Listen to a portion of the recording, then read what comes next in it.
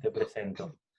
Bueno, Bueno, Carolina Rabín, egresada de la licenciatura en Física en la UDELAR, 2005, después hizo la maestría en Física también en la UDELAR, una hija de la UDELAR, digamos, y el doctorado en totalmente. Física el año pasado, en 2019, también en la UDELAR. Y hoy nos va a hablar sobre imagenología en cáncer de mama, que creo que es de los temas de su tesis de doctorado, si no me equivoco, ¿no? Sí, exactamente. Así que todo tuyo. Bueno, gracias Gonzalo. Bueno, gracias a todos los que están escuchando en esta nueva normalidad vía virtual. Bueno, la idea es eso, les voy a comentar un poco sobre lo que yo estuve y estoy trabajando en el entorno de la imagenología en cáncer de mama. Bueno, como ven, yo pertenezco a la unidad de física médica de la facultad, y como algunos sabrán, la física médica involucra 4 grandes áreas. Por un lado tenemos la radioterapia, después tenemos la imagenología, tenemos la medicina nuclear en su versión para diagnóstico, pero también para el tratamiento, y tenemos la radioprotección. Dentro de esas 4 grandes áreas, digamos, mis intereses principales están en la parte de imagenología y en la parte de radioprotección, y particularmente dentro de imagenología, digamos, mi beta está más direccionada a lo que son las imágenes para cáncer de mama. Quizás algunos ya habían ido a la SUF en su momento, entonces yo trabajo en varias modalidades, y una rama importante en la cual estuve trabajando y sigo trabajando mucho es la parte de elastografía, pero como quizás ya la habían visto en la SUF, decidí no andar por ahí, y voy a comentarles otra de las modalidades de imagen en las cuales estoy trabajando actualmente. La charla se va a dividir esencialmente según esta transparencia, o sea, bueno, voy a darles un poquito una introducción de por qué y para qué desde Física Médica trabajamos en imagen para cáncer de mama. En particular les voy a comentar sobre lo que son los entornos virtuales de simulación Monte Carlo, y en 2 aplicaciones concretas en las cuales estoy trabajando. Me voy a centrar más en la tomografía mamodedicada, pero no quiero dejar de lado el desarrollo de este nuevo modelo simétrico de mamografía y tomosíntesis, y bueno, las conclusiones para finalizar. Así que comenzamos por la introducción. Esto que ven acá, los que vieron mis charlas quizás están acostumbrados, pero es una gráfica que me gusta mucho mostrar. Esta es una información que presentó la Organización Mundial de la Salud en el año 2018 sobre lo que es la incidencia mundial de cáncer de mama. Acá lo que se representa en una escala de colores es la cantidad de nuevos casos que se diagnostican cada 100.000 habitantes en una población estandarizada. En azul intenso significa que hay más de 69 casos por año, cada 100.000, y los más bajitos hay menos de 26.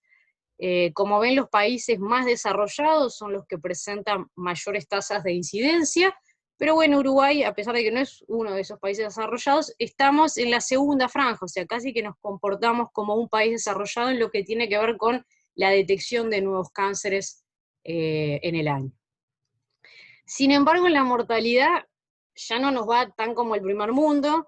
Fíjense que, bueno, aquí lo que está presentado en esta gráfica es la tasa de mortalidad cada 100.000 habitantes anual, y esto, como les decía, es en el mismo año, para el 2018.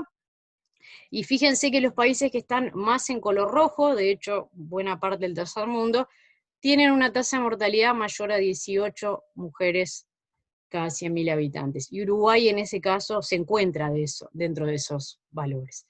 Si miramos concretamente los números de Uruguay, esta gráfica la tomé de la Comisión Honoraria de Lucha contra el Cáncer, que presentó un estudio en el 2018, pero que abarca el periodo 2011-2015, y en donde claramente si vemos las incidencias de los diferentes cánceres que pueden atacar a las mujeres, el cáncer de mama es el que tiene por lejos la mayor incidencia respecto a los demás, y la mortalidad también es el cáncer de mama el que presenta la mayor mortalidad. De hecho, por año aproximadamente en ese periodo, 1.800 mujeres fueron diagnosticadas, 650 murieron, y es interesante ver este índice, que sería el índice que se obtiene como el cociente de la mortalidad dividido la incidencia, que para nuestro país en particular es aproximadamente 0,3, y si vemos otro país como España, que tiene una incidencia similar, lo que vemos es que su mortalidad es sustancialmente menor, de hecho la mitad que nosotros.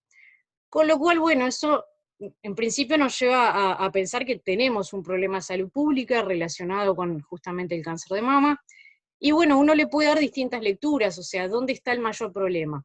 Quizás está ocurriendo que no los estamos detectando a tiempo. Uruguay tiene, a través del Ministerio de Salud Pública, desarrollado de alguna manera, no es un programa de screening a nivel nacional, pero sí una recomendación que mujeres a partir de 50 años, cada 2 años, se realicen una mamografía de cribado, y por cribado se entiende realizar un estudio mamográfico a personas, no pacientes, o sea, son personas asintomáticas, o sea, todavía no tienen ningún indicio de la enfermedad, en busca de encontrar algún indicio preclínico, porque lo que se sabe, como pasa con la mayoría de los cánceres, es que cuanto más tardío es el estadio en el cual se encuentra la enfermedad, quizás el pronóstico se ve más complicado. Entonces, lo ideal sería poder detectarla lo antes posible. Entonces, bueno, quizás lo que está pasando, estamos fallando como sociedad en lo que es la detección preclínica, quizás lo estamos detectando en un estadio muy avanzado y entonces los tratamientos no son tan eficaces, o quizás estamos fallando también a nivel de los tratamientos. Los tratamientos en general son quirúrgicos, acompañados de un tratamiento radiante o un tratamiento de quimioterapia. Y en cualquier caso, ya sea en la parte de tratamiento como en la parte de diagnóstico, la física médica cumple un rol fundamental. A nivel de tratamiento, el físico médico es, digamos, un pilar fundamental, principalmente si pensamos en tratamientos de radioterapia, porque es quien planifica todos los tratamientos para cada paciente, y a su vez es el que conoce perfectamente los equipos y el estado de calibración, y asegura que el equipo se encuentra en las condiciones adecuadas. Y por otro lado, vamos a ver ahora que en lo que tiene que ver con el diagnóstico, hay una enorme batería de modalidades de imágenes médicas, y todas ellas utilizan diferentes agentes físicos para la generación de las imágenes. Por lo tanto, desde el punto de vista del desarrollo de nuevas modalidades de imagen, o del desarrollo de nuevas técnicas para modalidades que ya existen, o desde el punto de vista de la radioprotección, o desde el punto de vista de asegurar que la calidad de la imagen y de todo el proceso de adquisición es el adecuado, los físicos médicos cumplen un rol fundamental, digamos, en todo ese proceso. Entonces, bueno, si vamos a lo que yo me gusta decirle, hacia un diagnóstico diferencial, ¿no? O sea, para cada paciente ahora queremos, bueno, digamos, una línea de tiempo en general el que transcurre las pacientes que finalmente son diagnosticadas con esta patología, comienza con usualmente una mamografía, o sea, un estudio en el que se utilizan rayos X con ciertas características. En general las mamografías para una persona, todavía no paciente, se hacen 2 vistas, una craniocaudal, o sea, de cabeza a los pies, y una medio lateral, o sea, con una incidencia lateral. Se hacen para las 2 mamas y se suelen presentar así como en espejo, porque eso ayuda a la visualización del médico para la detección, sobre todo de asimetrías en la geometría del tejido glandular, tanto en estas vistas que son craniocaudales como en las vistas mediolaterales. En el caso que el médico radiólogo, que es el que lleva adelante el análisis de las imágenes, se encuentra ante la sospecha de que hay alguna patología, alguna tumoración, lo que se suele hacer es complementar con un estudio, perdón, quiero sacar esto, ¿no? Con un estudio de ultrasonido. Principalmente porque en la mamografía que utiliza rayos X, los tejidos, ya sea la mama generalmente, o sea, formalmente está compuesta por tejido graso y tejido fibroglandular, y esos 2 tejidos, desde el punto de vista de cómo se comportan frente a la radiación ionizante, en este caso los rayos X, es que se comportan muy similares, y frente a la presencia inclusive de un quiste, y los quistes que son acuosos también se comportan en relación a lo que ofrecen como atenuación a los rayos X de una forma muy similar. Sin embargo, cuando nos vamos al uso de ondas de sonido, como es el caso del ultrasonido, por ejemplo, las lesiones quísticas, que están compuestas de agua, se comportan muy diferente. De hecho, en una lesión quística, en general lo que se observa es como un patrón anecoico, que tiene un refuerzo de los tonos de gris por debajo. En general los quistes tienen los márgenes bien definidos, y en el cambio, en el caso de una presencia de una tumoración asociada a una masa, en general lo que se observa es un patrón más bien hipoecoico, con bordes que no están bien definidos, espiculados, como que se insertan en el tejido sano de los alrededores. Entonces el ultrasonido además está disponible en casi todos los hospitales, por lo tanto es una opción asequible y barata de poder hacer un diagnóstico.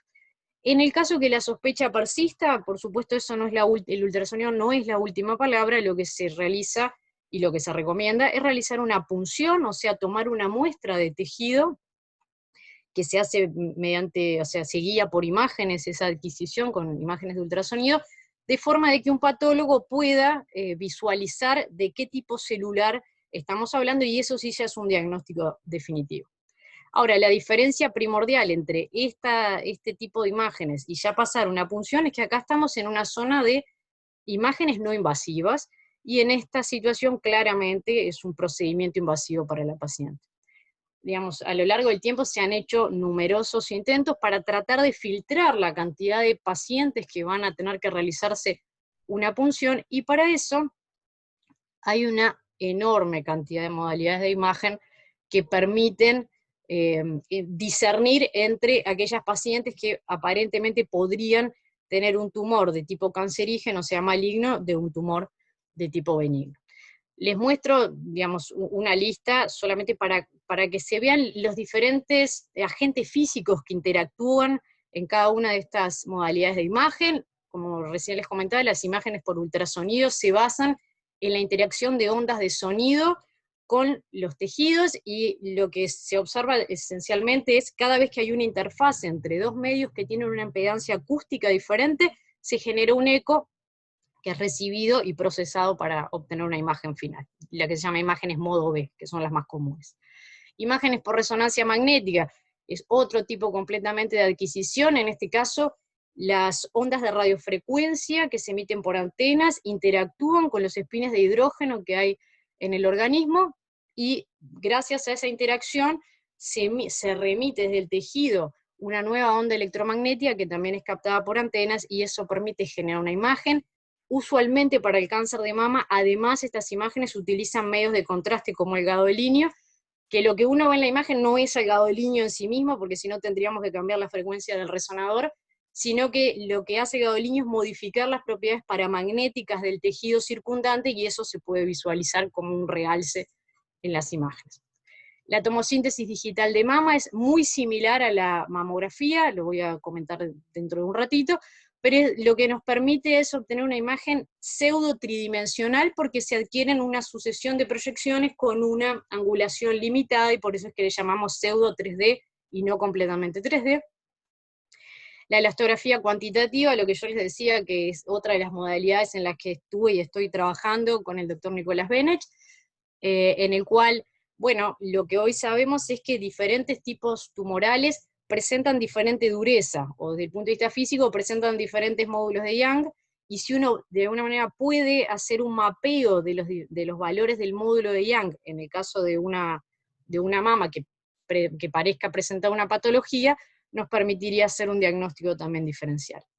Podemos utilizar en la mamografía un medio de contraste como el contraste iodado, o sea, el yodo es un elemento que tiene un número atómico muy elevado comparado con el tejido blando, y entonces en las imágenes frente a los rayos X se comporta bien diferente, absorbe mucho más a los rayos X que lo que lo hace el tejido blando, y eso es posible realzar, o sea, las imágenes se ven realzadas, o sea, se ven con un tono de gris bien diferente del tejido circundante en aquellas zonas donde se captó más medio de contraste. ¿Por qué se capta medio de contraste?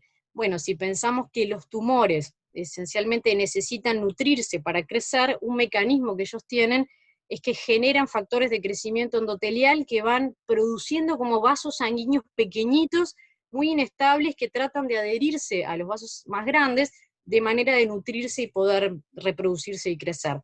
Y si yo a un paciente le inyecto un contraste intravenoso, a través de esos microvasos va a difundir ese medio de contraste y va a ser absorbido entonces por el tumor, y va a poder ser visualizado finalmente en las imágenes. El tema con la mamografía de contraste es que al usar, en las mamografías se utiliza una paleta compresora para mantener a la mama en posición durante la adquisición, y eso puede dificultar la difusión del medio de contraste. Entonces, de alguna manera podemos hacer imágenes hasta ahora que son cualitativas, pero no cuantitativas.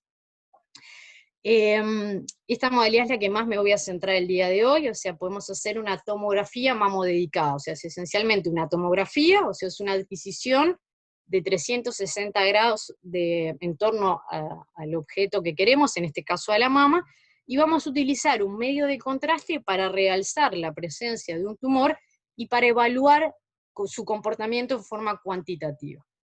Y después podemos utilizar también una técnica de PET, mamodedicado, que al igual que el PET se utiliza un radiotrazador, en general la FEG, en donde el flúor 18 es un emisor de positrones, esos positrones rápidamente se aniquilan con los electrones del medio, emitiendo 2 fotones de 511 keV, que si tenemos una cámara PET vamos a poder detectar y reconstruir desde donde vinieron. Pero bueno, eso fue un poco para contarles a modo de introducción, bueno, ¿por qué hay que trabajar en el cáncer de mama? ¿Por qué no solo desde la medicina hay que trabajar en cáncer de mama? Y bueno, ¿cuáles son las modalidades de diagnóstico que existen hoy en día? Y todas ellas ya hemos visto, diferentes agentes físicos son los que interactúan. Pero bueno, me gustaría contarles particularmente en estas 2 modalidades que estoy trabajando, y sobre todo porque, bueno, me parece interesante ver este tema de los entornos virtuales de simulación, porque lo que yo les voy a contar hoy es cómo estamos, yo trabajo en colaboración con el AXTI Group del Radboud Medical Center de Holanda, y bueno, lo que estamos tratando es de optimizar la adquisición de una tomografía mamodedicada que use medios de contraste. Y lo interesante de esto es que, bueno, uno, si desde el punto de vista de la radioprotección, claramente no podemos hacer tantos ensayos y pruebas como quisiéramos en pacientes, porque es completamente no ético. Y digamos, lo que se puede hacer como sustituto es simular toda esa cadena, o sea, simular como si yo tuviera un paciente, simular a mi equipo, simular la reconstrucción de las imágenes y evaluar los resultados mediante una simulación de tipo Monte Carlo. Y de alguna manera está muy de moda también usar la simulación de Monte Carlo en otras instancias, pero claramente en aquellas que usan radiaciones ionizantes, donde tenemos una limitante de que no podemos hacer experimentos con pacientes reales, es una herramienta fundamental. Y bueno, entonces les voy a contar qué es lo que hacemos con esta simulación Monte Carlo para optimizar las adquisiciones tomográficas. Lo primero que les debo decir, bueno, es que hay una gran cantidad de paquetes de subrutinas que se pueden utilizar y que de alguna manera son de acceso libre y se pueden modificar con los fines que queremos, en este caso para utilizarlas en el diagnóstico por imágenes. Tenemos el NSNP-X de Los Álamos, Penélope de la Universidad de Cataluña, Barcelona, el eje SNR del gobierno canadiense y Jan 4 del CERN. Particularmente nosotros, con el grupo AXE, estamos trabajando con Jan 4, modificándolo para las prestaciones que nosotros necesitamos. Pero lo que es importante es, independientemente del paquete de subrutinas que uno elija utilizar, lo primero que tiene que hacer es validarlo, o sea, saber que el paquete de subrutinas que estamos utilizando y que modificamos se condicen con ciertos experimentos previamente realizados para poder seguir adelante y que tengan sentido los resultados que vamos a adquirir. Para eso, digamos, en la comunidad física médica, un pilar fundamental es la APM, la Asociación Americana de Física en Medicina, porque la APM, más allá que es americana, tiene relevancia internacional, y a lo largo del tiempo siempre está generando grupos de trabajo que de alguna manera publican reportes en las diferentes áreas de la física médica, y en este caso particular publicó el reporte del TG 195, que lo que permite es validar las diferentes subrutinas que están disponibles para simulación Monte Carlo en aplicaciones médicas, o sea que da algunas especificaciones concretas, les plantea a los usuarios diferentes geometrías. Si yo, por ejemplo, elijo Jan 4, bueno, tengo que simular la geometría que me dice este reporte y verificar que mis resultados son acordes a los del reporte. Si eso ocurre, entonces estoy en condiciones de decir que mi simulación está validada y puedo seguir adelante y utilizarla con los fines que yo quiera. Bueno, para los que no conocen lo que es un tomógrafo mamodedicado, acá se los presento. Esencialmente este es el equipo, donde, bueno, como ven en esta imagen, se coloca a la paciente en posición prona, con su mama pendulante, tenemos el tubo de rayos X, tenemos el detector, y lo que hace es adquirir, al igual que en un tomógrafo convencional, una sucesión de proyecciones planas. En este caso particular, el equipo que hay en Holanda toma 300 proyecciones en 10 segundos, y luego se reconstruye para dar una imagen completamente tridimensional. Vale la pena resaltar que, al igual que cualquier imagen de tomografía, esta es una modalidad completamente tridimensional, pero la particularidad que tiene para trabajar con este equipo en concreto es que me permite imágenes de alta resolución porque el detector es diferente. A su vez, si yo uso medios de contraste, puedo evidenciar, como les comentaba anteriormente, la presencia de angiogénesis tumoral. Angiogénesis me refiero a ese crecimiento de los vasos sanguíneos pequeñitos que se forman en torno a los tumores. En particular, lo que estamos buscando nosotros ahora es poder desarrollar una modalidad que sea cuantitativa, o sea, que yo pueda determinar en cada voxel de mis imágenes el porcentaje o la cantidad que se depositó de ese elemento de contraste y utilizarlo entonces como un biomarcador, porque de las imágenes de resonancia, que ya llevan muchos años en el ámbito médico, se sabe muy bien cómo se comportan los contrastes cuando ingresan y cuando son eliminados por los tumores y por el tejido fibroglandular. Y bueno, por último, obviamente, si vamos a estar pensando en una optimización de una adquisición, lo que tenemos que tener en cuenta como limitante siempre es la dosis glandular media, porque hoy les decía, la mama primordialmente está formada por tejido graso y tejido fibroglandular, y el tejido fibroglandular es el tejido más radiosensible, o sea, es el que a largo plazo, por ser expuesto a radiaciones, podría llegar a presentar la presencia de un cáncer, por ejemplo, radioinducido, y es por eso que hay que minimizar los riesgos y en pos de tener un beneficio para el paciente. Entonces, bueno, ¿cómo implementamos estos sistemas virtuales? Bueno, tenemos que simular todo esencialmente. Tengo que simular al paciente, que en este caso, como lo único que vamos a estar, al único órgano que le vamos a estar tomando imágenes es a la mama, lo que vamos a generar son fantomas antropomórficos, o sea, basados en la verdadera geometría humana, computacionales que sean 4D. ¿Cuál vendría a ser la última componente? O sea, porque el 3D viene a ser la geometría tridimensional, pero yo esto lo voy a evaluar en el tiempo. Yo le voy a ingresar a mi fantoma, como si hubiera hecho con un paciente, un contraste iodado, que en el tiempo va a ir, por ejemplo, en el tumor creciendo y después va a ir disminuyendo, y bueno, la última componente de ese fantoma va a ser la componente temporal. Por otro lado, yo tengo que poder simular todas las prestaciones de mi equipo de rayos X, lo que sería el espectro de emisión, lo que serían los detectores, y lo que sería, bueno, cuántas adquisiciones se van a tomar, cuántas proyecciones planares. Después hay que ver qué modelo de reconstrucción, qué algoritmo de reconstrucción vamos a usar para las imágenes, según las prestaciones que estemos buscando. Y por último, digamos, nuestra finalidad es tratar de encontrar lo que son las curvas de perfusión, o sea, cómo se va absorbiendo el medio de contraste y cómo se va eliminando, en forma automatizada y voxel a voxel. Eso es, de alguna manera, esa es la finalidad para la cual estamos haciendo todo este estudio. Entonces, sin entrar mucho en detalle, porque quizás es un poco engorroso, pero comentarles, bueno, ¿cómo generamos esos fantomas 4D? Bueno, lo hicimos a partir de pacientes reales, o sea, hubieron pacientes que por su patología, el médico radiólogo indicó que se tenía que hacer una tomografía mamodedicada, y a esas pacientes se les pidió el consentimiento de poder utilizar sus imágenes sin nombre ni apellidos, sin identificación, para este estudio, con lo cual accedieron en forma voluntaria. Y a partir de esas 80 pacientes, de las imágenes de esas 80 pacientes, lo que se obtuvieron fueron modelos tridimensionales, comenzando por una segmentación, o sea, una vez que tenemos la imagen, a cada voxel en forma automatizada por un algoritmo dedicado para eso, que fue diseñado por el grupo, se le asigna si es piel, si es tejido glandular, si es grasa o si es un vaso sanguíneo. Y ahí lo que tenemos es un perfecto modelo tridimensional.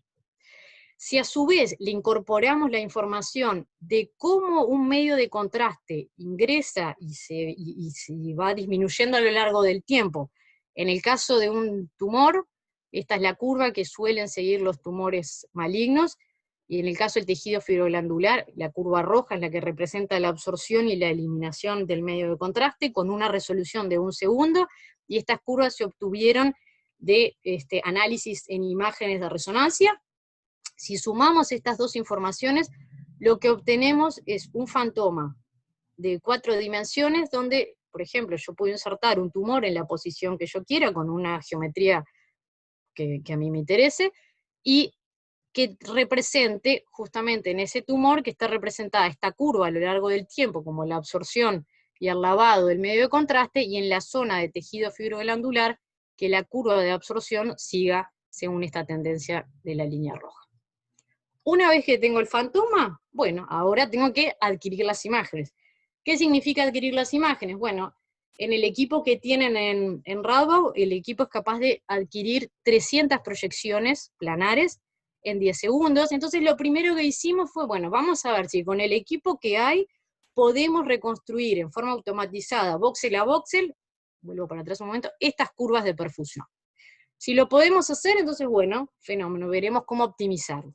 Entonces lo primero que hicimos fue eso, fue seleccionar más que seleccionar, tomar como referencia los parámetros del equipo que hay en Radboud. Tiene un ano de tungsteno, el tubo de rayos X se alimenta con 49 kb, tiene este tamaño de punto focal, tiene un filtro a la salida del tubo de 1.6 milímetros de aluminio, tiene estas distancias geométricas, la corriente de tubo, que de alguna manera se traduce en cuántos fotones son capaces de generar la imagen, puede variar desde 4 hasta 5 mA, tiene este tipo de detector, es un detector indirecto, que primero de alguna manera genera fotones visibles a partir de los rayos X mediante un cristal de centelleo como el hidruro de cesio, y esos fotones visibles son captados por un semiconductor de silicio y transformados en señales eléctricas. Entonces, ¿qué es lo que hacemos con toda esta información? Bueno, generamos primero un espectro de rayos X para un material de tungsteno con este material de filtro, interponemos el fantoma y generamos las 300 proyecciones mediante lo que se llama un algoritmo de Ray Tracer, que significa generar una imagen producida simplemente por interacción de la radiación solamente primaria, o sea, o se atenuó o no se atenuó, o sea, o atravesó o no atravesó el material. Como las imágenes, digamos, en la realidad no son imágenes solamente debidas a radiación primaria, hay pérdidas de resolución espacial, hay introducción de ruido, principalmente porque los detectores, si pensamos en un detector, por ejemplo, los flat panel, que están llenos de déxeles chiquititos, o sea, detectores individuales, hay obviamente una resolución límite que tiene que ver con ese tamaño del déxel.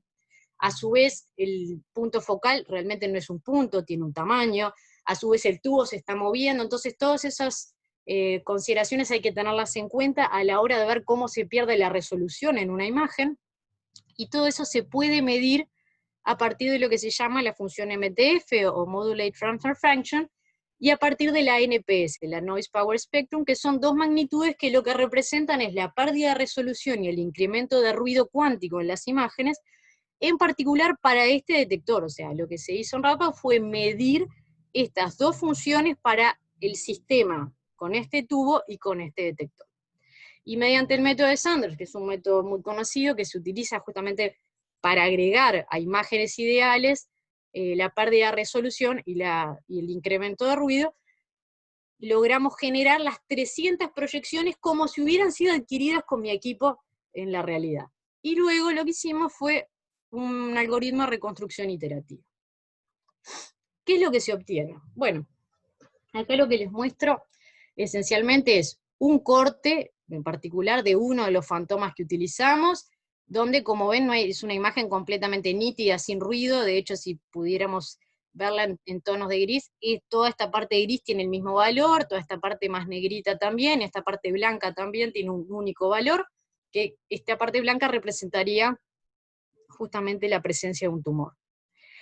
Aquí lo que se ve en esta primera imagen, a modo de ejemplo, puse una de las proyecciones que se adquirieron, o más bien que se simularon por este entorno virtual de simulación. Y aquí lamento que, bueno, que para lo que es la resolución de esta, digamos, de como lo están viendo ahora, no se nota demasiado, salvo que el gris del fondo cambia, pero si uno lo viera de cerca se nota mejor. Sería la misma proyección, pero en vez de ser ideal, en la cual le introducimos la pérdida de resolución y el incremento de ruido por las características reales del detector que hay. Y aquí lo que vemos es el mismo corte, pero ahora sí como si hubiera sido reconstruido por un algoritmo iterativo mediante este equipamiento, habiéndole adquirido las imágenes con 12 mA, o sea, con una cierta cantidad de fotones. Fíjense que, bueno, en principio la anatomía se ve similar, obviamente. todavía en esta zona se puede visualizar la presencia del tumor, obviamente el ruido comienza a molestar, y acá lo que les muestro es un caso un poco más crítico, se ve, simplemente a modo de ejemplo, como para otro fantoma, donde aquí está la presencia del tumor, hicimos los mismos pasos que les conté anteriormente, pero a 8 mA y a 6 mA, o sea, disminuyendo la cantidad de fotones disponibles para las imágenes. Obviamente a medida que disminuyo la cantidad de fotones, el ruido en las imágenes crece, porque el ruido va como la raíz cuadrada de la cantidad de fotones disponibles, y obviamente a medida que se incrementa el ruido lo vemos por ese granulado que hay en las imágenes, se empieza a dificultar un poco más la visualización del tumor, hasta que puede llegar un momento que si bajo demasiado la cantidad de fotones disponibles, puedo llegar a perder esta información. La idea es hacerlo en forma automatizada, o sea, es buscar voxel a voxel la concentración del elemento de contraste iodado y tratar de evaluar qué tan bien podemos reproducir esas curvas. Acá les muestro, por ejemplo, una curva de la concentración del medio de contraste en tejido tumoral, y esto sería en tejido fibroglandular ideal, o sea, esto es como la que obtuvimos de un fantoma al cual todavía no le hicimos nada, y estos son los resultados para las adquisiciones hechas, en el caso particular, con 6 mA de corriente de tubo y una adquisición completa de 5 minutos. No les muestro lo que se ve sin esto. Voy significa que tomamos un voxel y agarramos 5 voxeles vecinos en las 3 direcciones y promediamos la señal. No les muestro lo que pasa sin hacer ese promedio porque no se ve nada, esencialmente es puro ruido. O sea que en principio, con un equipo convencional de tomografía y una reconstrucción iterativa, en principio voxel a voxel las curvas no las pudimos reconstruir. Fíjense que en un promedio de 5 voxeles vecinos la tendencia en el tejido tumoral se nota bastante bien, y en un promedio con 15 voxeles se nota obviamente bastante mejor. En el caso del tejido fibroglandular ya es un poco más crítico, con 5 voxeles parece que no alcanza, con 15 voxeles se ve un poco mejor. Y la dosis glandular media para esta adquisición completa es del orden de 19 mg, que esencialmente es la misma dosis que se utiliza en una mamografía de diagnóstico, no de cribado, o sea, con varias vistas mamográficas con fines diagnósticos.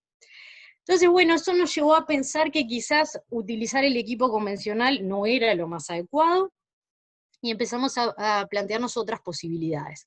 Y otras posibilidades, lo primero que pensamos es, bueno, en vez de utilizar el filtro convencional, donde acá lo que les muestro es cómo es el espectro de radiación X que se obtiene para el tubo alimentado con 49 kV y 1.6 milímetros de aluminio como filtración, y sustituir ese filtro por un par de filtros alternados que están constituidos por estaño con un espesor de 75 micras, y por cobre con un espesor de 150 micras.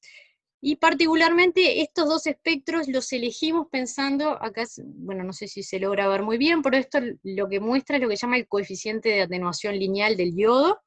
El coeficiente de atenuación lineal es una función que lo que representa es la probabilidad por unidad de longitud de que los fotones de rayos X interactúen con los átomos de yodo según la energía que tengan, ya sea por efecto fotoeléctrico, efecto Compton, creación de pares o reacciones fotonucleares. Y justamente el yodo, bueno, primero que nada yo les comentaba, tiene un número atómico bien diferente, y presenta este pico de absorción que está por acá en el entorno de los 34 kV, que significa que absorbe mucha más cantidad de fotones a esa energía que a otros.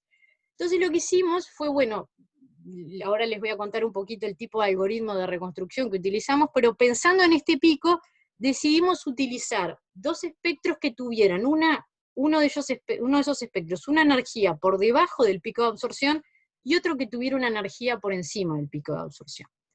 Y acá lo que les muestro, esto es el verdadero equipo que hay en Radboud, acá está la camilla, bueno, acá está el soporte de la mama, acá está el tubo de rayos X, y no sé si logran ver, acá estaría el filtro de cobre, y aquí a los costados estaría el filtro de estaño, y efectivamente esto está en modo service, por eso no se mueve el tubo. Ese par de filtros rota, con una velocidad de rotación que es adecuada para que de las 300 proyecciones que adquiere el equipo, 150 de ellas se hagan con el filtro de estaño, 150 de ellas se hagan con el filtro de cobre en forma alterna. Y tuvimos que simular esa vuelta. O sea, tuvimos ahora que simular un espectro de rayos X donde el ánodo sigue siendo tungsteno, alimentado con 49 kV, pero que tiene este sistema de filtros alternados, por lo tanto los espectros son diferentes, y mantuvimos constantes los demás parámetros. Realizamos de vuelta el estudio, perdón, la adquisición de proyecciones de radiación primaria por el algoritmo Ray Tracer, incorporamos pérdida de resolución e incremento de ruido por el método Sanders, y probamos dos algoritmos de reconstrucción diferentes, el iterativo, como el anterior, y el método de descomposición material. ¿Y qué obtuvimos? Bueno, en el caso de la reconstrucción iterativa, fíjense que acá mantuvimos, digamos, los mismos parámetros de adquisición, 6 mA, bueno, los 5 minutos son los necesarios para poder llegar a ver la curva. Y aquí les muestro, bueno, la curva ideal en el caso del tumor y en el caso del tejido fibroglandular, y las reconstrucciones de esas curvas a lo largo del tiempo, según fuimos tomando promedios en voxeles. De vuelta, para un voxel individual no logramos recuperar las curvas, pero bueno, ya para un voxel, digamos, para un BOI que tenga un promedio de 3 voxeles vecinos en todas las direcciones, ya la tendencia da la sensación que puede aparecer, pero bueno, la verdad que todavía no es muy clara.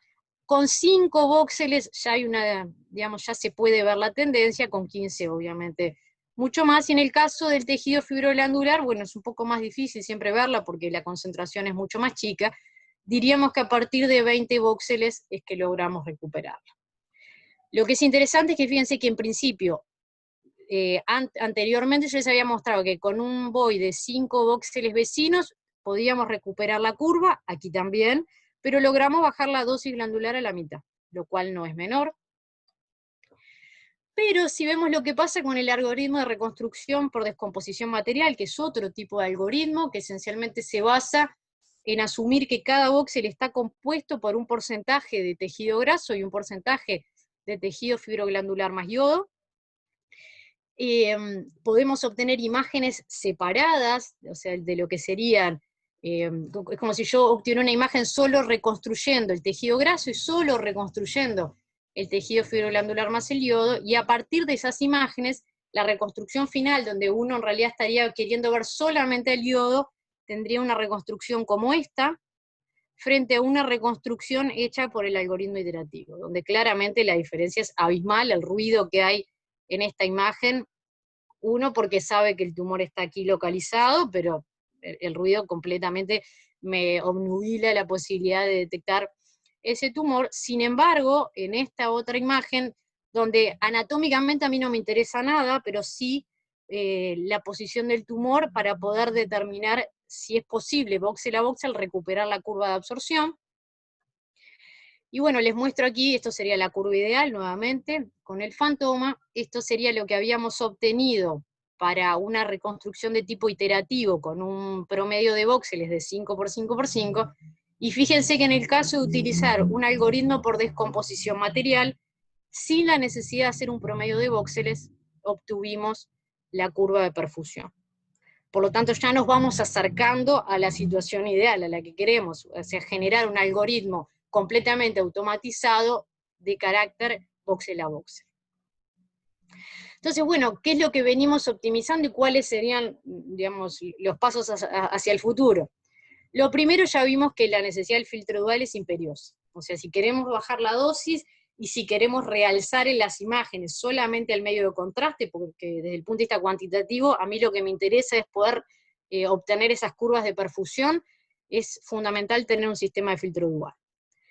Vamos a futuro, no muy lejano, se va a sustituir el tubo de rayos X que nos permita aumentar el KB de manera de que esos espectros que habíamos generado para el estaño y para el cobre se separen aún un poquito más, y estamos pensando en 55 KB en vez de 49, y el tubo que tenemos ahora no permite menos de 4 mA de corriente de tubo, el que va a venir va a permitir una corriente de tubo aún menor.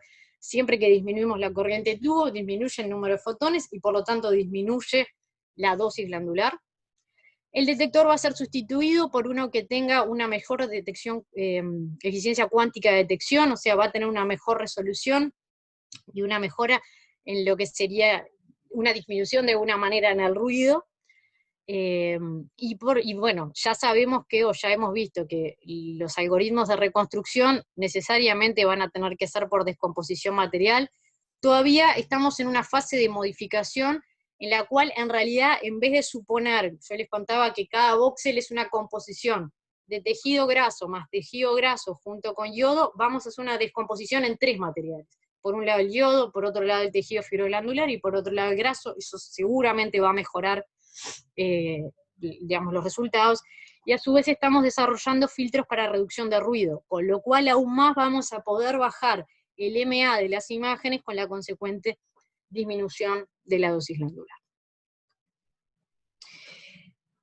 Bueno, no me quería ir sin contarles un poquito sobre otro de los trabajos en los cuales me encuentro actualmente, que también utiliza los entornos virtuales de simulación Monte Carlo, que como les decía son fundamentales siempre que vamos a trabajar con modalidades que hagan uso de radiación ionizante. Y en este caso estamos desarrollando un nuevo modelo dosimétrico universal para mamografía y tomosíntesis. Vale la pena decir que, bueno, que este trabajo se enmarca específicamente en un TG, el TG282, en el cual, digamos, pertenecemos, somos miembros de la APM para justamente realizar este reporte. Y para los que no conocen lo que es un equipo de tomosíntesis, aquí les muestro, estos, por lo menos en una foto estática, es exactamente igual a un mamógrafo, donde, bueno, acá tenemos el tubo de rayos X, acá tenemos el detector, aquí tenemos la paleta compresora, que es lo que baja y comprime la mama para mantenerla en posición durante la adquisición, pero lo que hace el equipo de tomosíntesis, además, es tomar una sucesión de proyecciones planares con una apertura definida. Por eso es que la reconstrucción decimos que es pseudo tridimensional y no completamente tridimensional, porque no estoy tomando los 360 grados en torno al paciente. Y bueno, ahí termina la adquisición. Entonces, bueno, ¿qué fue lo que se hizo para poder llegar a este nuevo modelo? ¿Y por qué se está desarrollando este nuevo modelo dosimétrico? Hasta ahora, en general, si pensamos que, digamos, una de las pruebas de control de calidad que se hacen en mamografía, y en tomosíntesis también, es calcular la dosis glandular media para las pacientes, y en general si se supera cierto valor, se recomienda que ese equipo se tiene que recalibrar, no se tienen que hacer estudios. Lo que ocurre es que hasta ahora todos esos modelos que se utilizan para esos cálculos se basan en simulaciones Monte Carlo que fueron hechas anteriormente, en donde se supone que la mama, que está bajo compresión, es un tejido que es una mezcla de tejido graso y tejido fibroglandular en un cierto porcentaje con un determinado espesor. Y además los cálculos se hacen en función de un montón de tablas que según el equipo que uno tenga es la tabla que va a tener que estar mirando. Eso resulta un poco engorroso y además se ha visto por simulaciones que hemos venido haciendo que pueden sobreestimar la dosis hasta en un 120% según determinadas situaciones. Y entonces se está queriendo desarrollar un nuevo modelo dosimétrico que sea universal, y para eso lo primero que tuvimos que hacer es, bueno, determinar cuál es la mama promedio. Ya no es más ese cilindro con un tejido homogéneo hecho en forma artificial, sino que en realidad lo primero fue determinar, bueno, cuál es la verdadera geometría de la mama bajo compresión en una adquisición craneocaudal o en una adquisición mediolateral. Y para eso lo que se hizo fue a pacientes reales, mientras se les hacía su estudio mamográfico, se les pidió el consentimiento, y se les proyectaron estos patrones que están acá, y se tomaron imágenes de cómo esos patrones son reflejados por la mama. Y a partir de esas imágenes, en un montón de pacientes, 60 pacientes en este caso particular, se generó este modelo de mama promedio para cada uno de los espesores diferentes de las mamas que participaron del estudio. Y Alejandro Rodríguez Ruiz, que era miembro del grupo AXI hace un tiempo, desarrolló este software, es un software de MATLAB que se puede conseguir libre, para justamente generar esas geometrías bajo compresión de todas las mamas a partir de las imágenes reales, tanto en cráneo caudal como en medio lateral. Bueno, eso por un lado es cómo se ve la mama a nivel geométrico, pero ¿cómo está compuesta la mama? Bueno, a partir de las mismas 80 pacientes que participaron del estudio que les comenté anteriormente para tomografía mamodedicada, esas imágenes también se usaron en este estudio, con la imagen tridimensional, primero se segmentó, después de la segmentación lo que se hace por un algoritmo de elementos finitos, se las lleva a una compresión como si hubieran sido adquiridas en una mamografía, tanto craneocaudal como medio lateral, y a partir de estas imágenes se hace un análisis en las tres vistas, axial, coronal y sagital, y se determinó cómo es la distribución del tejido fibroglandular en una mama promedio para todos los espesores de mama que se pueden encontrar dentro del ámbito clínico, que van desde 20 milímetros hasta 125.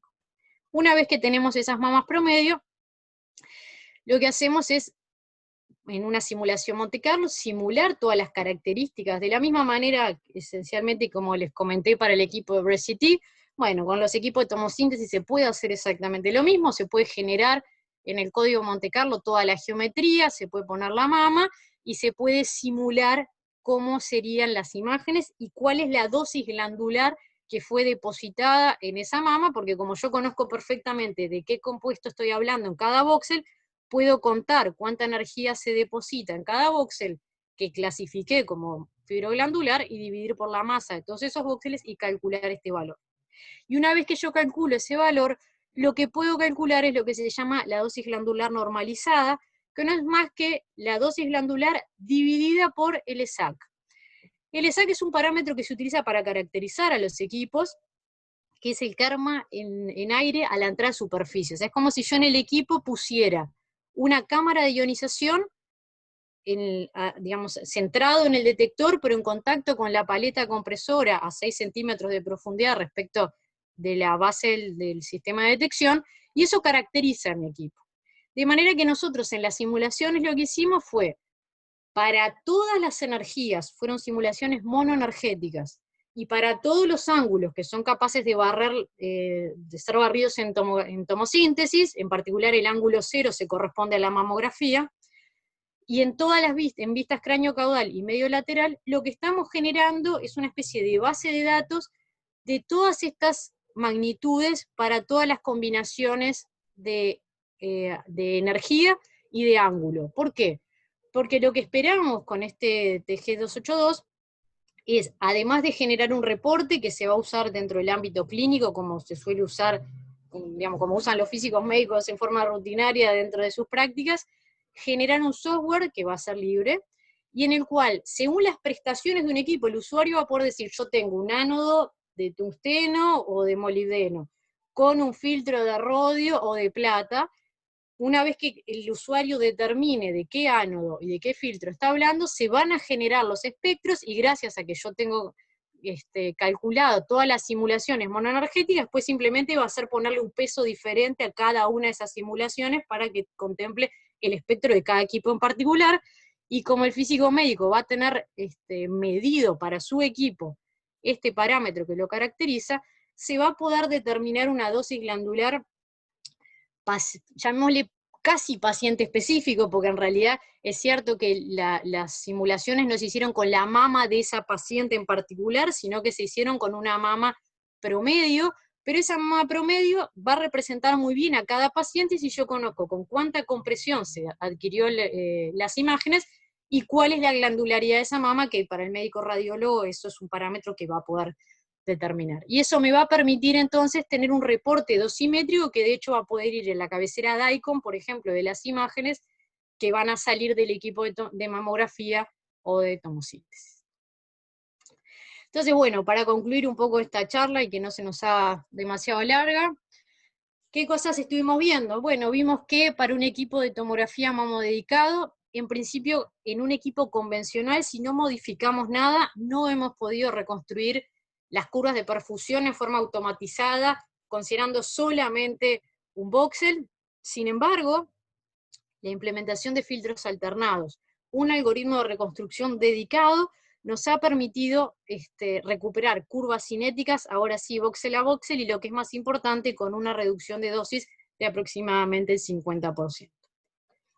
en relación al otro estudio en el cual estoy trabajando, en el modelo dosimétrico, bueno, como les había comentado, los modelos anteriores, bueno, todavía están vigentes, hasta que salga el nuevo, siguen vigentes, pueden llegar, en general sobreestiman la dosis, esa sobreestimación puede ir desde un 30% hasta un 120%, y entonces, bueno, digamos, en este TG, lo que vamos a promocionar es un nuevo modelo dosimétrico junto con una interfaz gráfica que el usuario va a poder utilizar y según las prestaciones de su equipo va a poder generar un reporte dosimétrico casi paciente específico. Y esas estimaciones dosimétricas van a poder hacerse tanto en vistas craneocaudal como en medio lateral, tanto en mamografía como en tomosíntesis. Lo único que el físico médico va a tener que conocer es material del ano del filtro, que eso obviamente lo va a tener más que claro, y haber medido el termo en aire a la entrada de superficie, que es un parámetro que usualmente suelen medir en el ámbito clínico de los físicos médicos. Y con eso terminamos la presentación. Espero que les haya interesado. Y bueno, si quieren consultar algo, obviamente estoy a las órdenes. Bueno. Bravo. Gracias, Carolina. Muchas gracias, Gonzalo. Bueno, ¿alguna pregunta? Ya sea por chat o... Debe haber sido mucha información.